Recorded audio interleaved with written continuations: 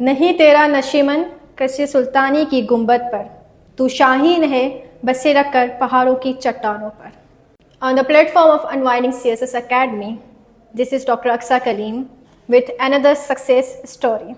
Ms. Muskan Bhutto, who get allocated in local government as Assistant Director through Combined Competitive Examination 2023. Congratulations, Ms. Muskan. Thank you so much. सबसे पहले आप हमारे viewers को अपना brief introduction दें.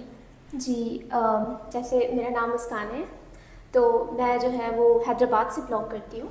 मेरी early education जो है वो ब्लूसी हाई स्कूल से रही है, और देन मैंने 9th matric government girls high school से किया है. और उसके बाद जो है मैंने प्री मेडिकल एंट्रेंस टेस्ट की भी तैयारी की, but I couldn't make it. मैंने 2 अटैम्प्ट्स दिए, but God had other plans for me. So उसके बाद मैंने जो है अपना इंग्लिश लिटरेचर में इंटरेस्ट देख के मैंने नमल यूनिवर्सिटी ज्वाइन की, एंड मैंने वहाँ से बैचलर्स की. और उसके बाद जो है मैंने 23 में ग्रेजुएशन कर ली अपनी complete. Then I just pursued that dream of mind, जो मुझे सिविल सर्विसेज में जाना था, and it was the childhood dream of mind. I just wanted to pursue it. तो उसके बाद मैंने प्रेपरेशन स्टार्ट की, एंड देन उसके बाद 23 का ही मैंने जो है वो CCE दिया एंड क्लियर हो गया अलहमदुलिल्लाह. माशाल्लाह, आपने यंग एज में ही फर्स्ट अटेम्प्ट के अंदर कंबाइंड कॉम्पिटिटिव एग्ज़ाम को क्रैक किया है, तो आपकी क्या स्ट्रेटेजी रही है, आप हमारे व्यूवर्स को बताइए. जी बेसिकली ये जो एक ड्रीम था, तो ये सबसे पहले इंस्पिरेशन मुझे फादर से मिली. He just wanted me to be a civil service officer. तो मुझे बचपन से ही शौक़ था, तो इस वजह से फिर मैंने अपनी राइटिंग स्किल्स पे ज़्यादा वर्क किया. तो उसके बाद जो है जब मैं ग्रेजुएशन कर रही थी, तो 3rd ईयर में ही मैंने अपनी जो हमारा सिलेबस होता है CSS और PCS का, तो मैंने वो गो थ्रू करना स्टार्ट कर दिया. और ये जो है मेरे फादर का ड्रीम था कि मैं एक सिविल सर्विस ऑफिसर बनूं. तो इस वजह से मुझे भी हमेशा मोटिवेशन मिलती रही कि I just want to fulfil that dream of my father. तो पेरेंट्स की दुआओं से, फादर के सपोर्ट से जो है I have attempted and I have cleared the exam in one go. अच्छा, मुझे ये बताएं कि जो कंबाइंड कॉम्पिटिटिव एग्जाम्स होते हैं, तो इसमें ऑप्शनल सब्जेक्ट को सिलेक्ट करने के क्या क्राइटेरिया होते हैं? अच्छा देखिए, इसके कुछ पैरामीटर्स होते हैं. फर्स्टली तो कुछ स्टूडेंट्स होते हैं जिन्होंने ग्रेजुएशन जिन सब्जेक्ट्स में की हुई होती हैं, तो वो सब्जेक्ट्स ऑप्ट कर सकते हैं.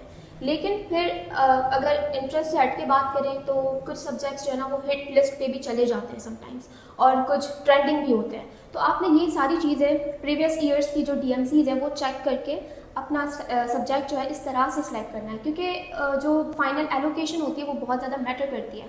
तो आप अगर ऑप्शनल सही तरह से सिलेक्ट करेंगे, तो आपकी एलोकेशन फिर उस तरह से आपकी डिज़ायर्ड ग्रुप में हो सकती है. जैसे कि जनरल परसेप्शन देखी जाती है हमारी सोसाइटी के अंदर कि फ़ीमेल्स जो हैं वो ऑफिस वाली जॉब को ज़्यादा प्रेफर करती हैं. आपकी पब्लिक डीलिंग वाली जॉब ज्वाइन करने के लिए मोटिवेशन क्या थी? जी देखिए, I am an advocate of women empowerment, और मेरे जो फादर हैं उन्होंने भी हमेशा मुझे इसी तरह से ही सपोर्ट किया. उन्होंने कोई बेटे और बेटी में इनइक्वालिटी नहीं की. तो उनका भी यही मानना है कि जिस तरह से हमारी सोसाइटी में एक मेल ऑफिसर पब्लिक डीलिंग कर रहा है, तो इसी तरह से एक फ़ीमेल ऑफिसर भी होनी चाहिए, ताकि फिर जो है वो जेंडर इश्यूज़ भी मेन स्ट्रीम पे आ जाते हैं, और उसके बाद जो है वो सोसाइटी में एक बैलेंस क्रिएट होता है.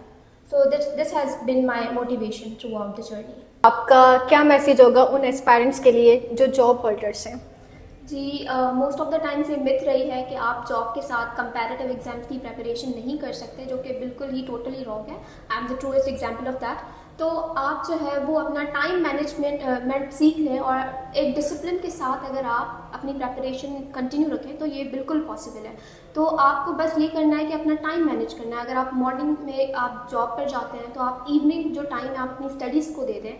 तो बस थोड़ी बहुत सेक्रीफाइसेस हैं जो कि करनी पड़ती हैं, और वो आप टाइम टू टाइम जो है वो मैनेज कर लेते हैं, तो फिर आपको जो है वो ईजिली आप इस जर्नी में सक्सेसफुल हो सकते हैं. एस्पायरेंट्स जो है वो कंफ्यूज होते हैं कि उन्हें अकेडमीज ज्वाइन करनी चाहिए या सेल्फ स्टडी करनी चाहिए, तो इसके बारे में आपकी क्या राय है?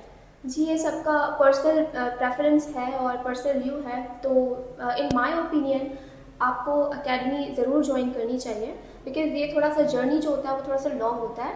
लेकिन अगर आप आप एक अकेडमी जाते हैं, वहाँ पे आपको ऑलरेडी जो मेंटोर्स हैं उन्होंने ऑलरेडी CSS और PCS क्लियर किया हुआ होता है, तो आपको सही तरह से गाइड कर सकते हैं। तो वो आपको उस चीज़ों के बारे में भी बताते हैं जो उन्होंने मिस्टेक्स किए। तो it is better to learn from others mistakes than to make on your own and then to learn, you no.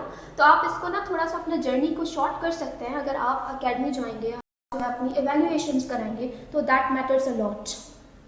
Unwinding CSS academy के प्लेटफॉर्म से आप एस्पायरेंट्स को क्या लास्ट मैसेज देना चाहेंगी? जी, I would say that believe in yourself and have firm faith that you will be able to make it one day, and be consistent with your journey. You will be able to make it, inshallah. Thank you. You're welcome. ये थी miss मुस्कान। अगले दिन हाजिर होंगे एक नई success story के साथ।